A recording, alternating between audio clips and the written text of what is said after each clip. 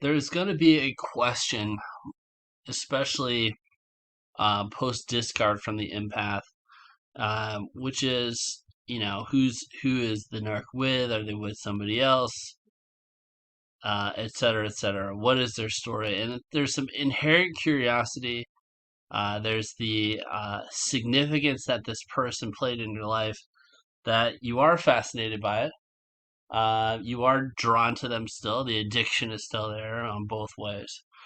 But the question is, are they with anybody else? You may be tempted to seek them out, to drive by their place, to look them up on social media, to give them a call, et cetera, et cetera, et cetera. But it's just continuing the torture, continuing the trap. And the long and short answer is yes, they're probably with somebody else. Um, but no, they're not, though. So there's, relatively speaking, they're physically with somebody else. Uh, Emotionally speaking, energetically speaking, spiritually speaking, they're not with anybody else. They can't be with anybody. And they were never with you. You weren't in a relationship with a narcissist. You were attracted to a bundle of character traits that were organized and structured specifically for you, drawn from an amalgamation of other people and presented to you as a real person, and that you became attached to. That person used that attachment to draw positive fuel at first, and when that became old, they began to draw negative fuel, until that became insufficient, and they found a new fuel source, and you were spit out and discarded and put on the toy box or in the shelf or in the stable. So that's the nature of their cycle. Whether you choose to stay on it or not depends upon your capacity to recognize that this is a non-winnable situation. So they cannot change because they cannot see that they have created the problem. And there's so much momentum going back to their own childhood that it's probably going to take their entire life to sort out, and maybe the next life, who knows? But the blessing of being the empath, to being the vampiric food, is you can heal, you can recover, you can escape, you can avoid this type of relationship again, provided you can recognize what's going on. So the narcissist, more than likely, if you've been discarded, they found a new fuel supply. And that in and of itself, the instantaneous discard, uh, it will lead up to it because they have, or it will be in sustained devaluation of you to draw negative fuel.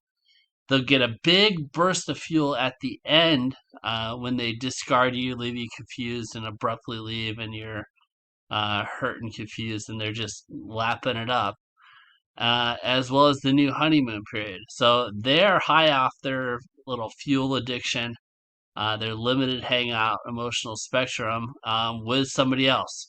And they're still using the memory of you, the existence of you, to triangulate that other person, to control that other person, to subtly, until it becomes their devaluation period and the cycle continues. So they're not with another person, they're with another victim. And they're victimizing that person, if you want to get to the nitty gritty of it, from the fuel supply that they siphoned off of you. And so that is the nature of the narcissistic discard and their transition to new relationships. Of course, there's variability. I mean, this person may move home, for example, and draw fuel from another person. So it's not an intimate partner primary source. It is just they're drawing fuel from family directly. In most cases, it's immediately stepping into a new relationship, which is like a tall tale sign that you're dating a narcissist.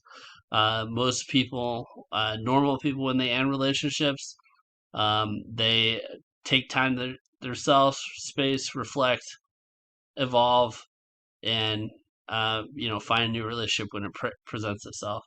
To be instantaneously moving from one person to another means that that other person, that other supply source, was cultivated while they were with you, while they're actively devaluing you. And that in and of itself is just proves that it's addiction, it's dysfunction, it's just evidence towards that um, potential reality. Um, and you can have those kind of behaviors. You can have, especially, if you're taking the time to research narcissism, watching these types of videos, you're likely kind of like more super empathic. And so, you were a more dramatic supply source, as well as leaving you was a dramatic fuel supply for them as well. So it'll have a significant impact on the narcissistic spectrum. And while they discard you as used as dysfunctional, they will always be chasing that high.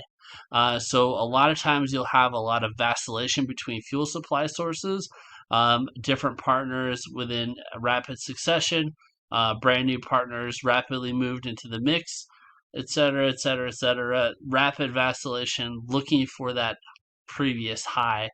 Um, when that kind of breaks down, usually there's a attempted return, and you can begin the cycle all over again if you want, and have a delicious worm, uh, fake food, as well as being hooked, being chopped up, being consumed again. Um, so, that is the cycle. They are never really with a new person, even though they're with a new person, just as like they were never really with you. It was they never existed. It was a amalgamation of character traits and bait that you chopped up and ate, and eventually it ate you, whatever's the other line of that bait. The good thing about being a fish and an empath is you can regenerate. The fisherman cannot stop being a fish, so cannot stop its fish addiction. Something to think about. Thanks for listening.